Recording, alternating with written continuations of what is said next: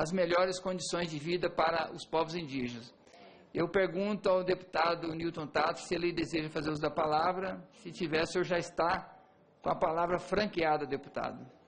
Deputado Newton Tato, do PT de São Paulo.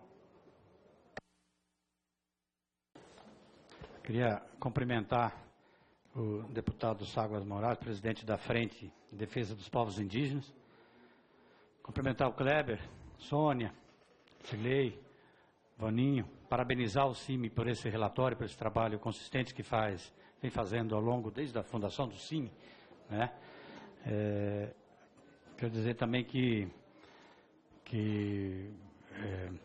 meio que o CIMI também faz parte da minha escola, da minha formação, né? As pastorais, principalmente as pastorais da Igreja Católica.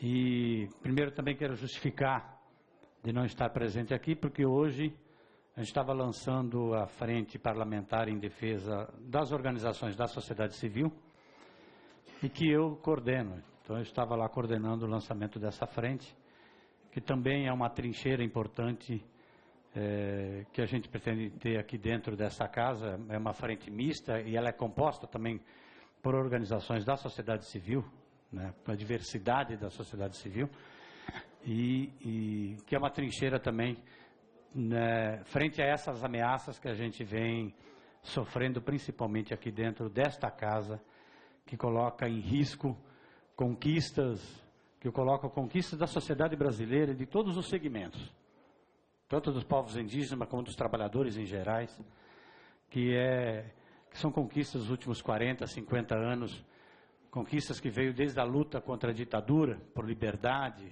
por direito a se reunir, as conquistas que vieram aqui pelo reconhecimento da identidade, não só dos povos indígenas, mas da identidade de diversos grupos sociais, grupos culturais, que compõem essa riqueza que é a sociedade brasileira, tá? E que estas conquistas, ela se configurou na Constituição, em 1988, aquilo que a gente chama de um pacto que a sociedade brasileira fez com os povos indígenas.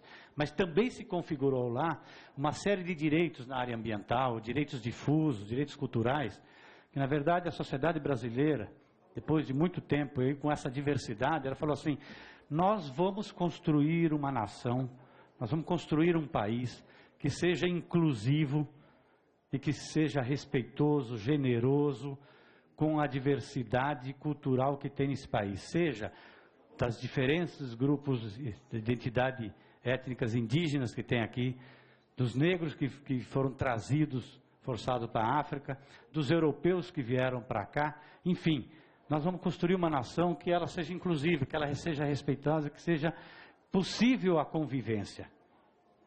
E nós garantimos lá também, direitos para poder superar aquilo que a gente tem de ser um título que a gente tem de um dos países onde tem uma das piores desigualdades que tem no mundo. Também está lá assegurado, né, na Constituição, mas também no conjunto de leis, uma série de direitos também nessa área. E aí agora a gente, neste momento, onde, né, de certa forma a gente tem uma maioria aqui dentro configurada, que de certa forma não representa esse movimento da sociedade brasileira de luta, né, e de que conquistas que está configurada lá na legislação, e que aí essa minoria desse momento vem com um movimento, né, pega na questão indígena, são vários projetos de leis aqui dentro dessa casa, e de outras áreas também, mas pegando como exemplo dos povos indígenas, que ameaçam esse direito, ameaça esse projeto de sociedade. É isso que a sociedade brasileira precisa entender. Porque aquilo que está garantido, que é de luta do povo brasileiro, não quer uma sociedade que não tenha essa diversidade, não quer uma sociedade que elimine os povos indígenas, não quer uma sociedade que elimine as florestas, porque as florestas elas são patrimônio da sociedade brasileira, patrimônio de todos, né? Estou pegando como exemplo. Então, a sociedade não quer isso. Então, a sociedade precisa ficar atenta do que está acontecendo aqui dentro dessa casa. E aí, até em nome da governabilidade, essa maioria momentânea, entendeu? De certa forma vem conseguindo alguns objetivos, que é parar, por exemplo, na questão indígena, parar com o processo de demarcação de terras indígenas. Então, todas as terras pendentes aí estão judicializadas. Então, você tem o judiciário que não anda, o executivo que não coloca para andar os processos que está sob a responsabilidade do executivo, e aí, de certa forma, aquilo que eles ameaçam fazer do ponto de vista da legislação, de querer mudar a legislação, na prática, eles vêm fazendo porque é o efeito político dessa ameaça, dessa maioria que está colocada aqui dentro do Congresso.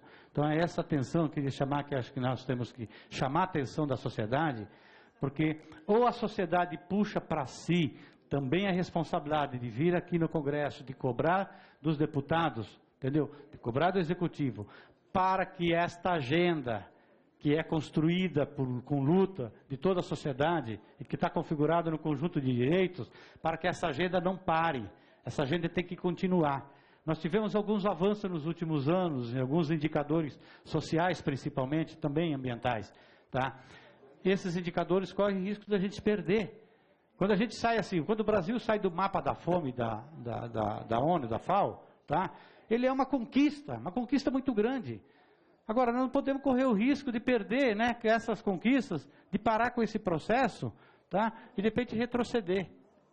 Então, nós temos que ficar atento.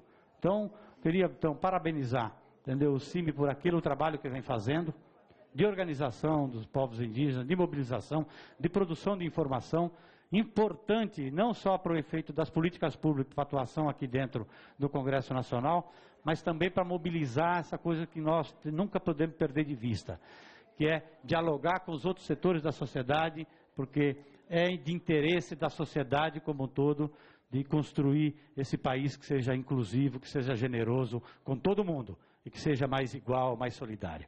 Muito obrigado. Obrigado, deputado Newton Tato.